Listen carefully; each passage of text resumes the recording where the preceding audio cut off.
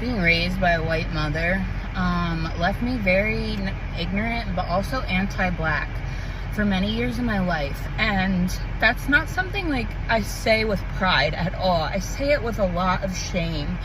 Now, I know that because of how I was raised, and because my dad didn't do his job as a black man, being married to a white woman, that I guess it wasn't my fault as a kid. But the more work that I'm doing, and the more, I don't know, I stepped away from my mother, the more that I am just sad, because I see all these ways that I was just being me. I was just being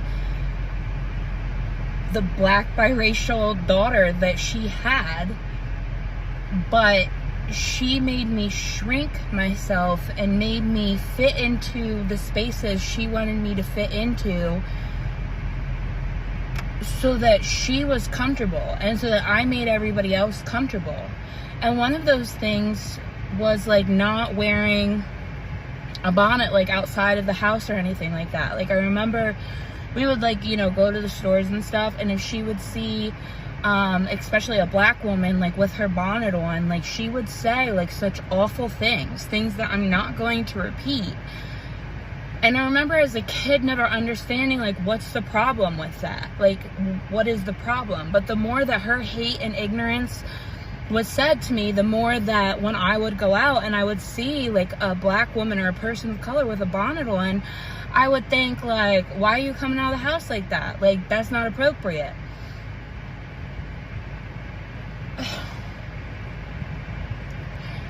The more that I wear and protect my hair in and outside of the home, the more my curls stay good and stay healthy. Not good, stay healthy. And that there's no shame, and there's nobody coming up to me saying anything. There's nobody looking at me funny. It was just my mom's own internal hatred for women of color, and the fact that she felt so confident to and proud to say those things around her biracial daughters, that influenced my brain to think that it was an issue when it wasn't an issue. And I always knew it was an issue. But when your mother that raises you continues to be so toxic, I guess your brain starts to change. But it makes me so sad, because I spent so many years not protecting my hair outside of the home because of what my mother said,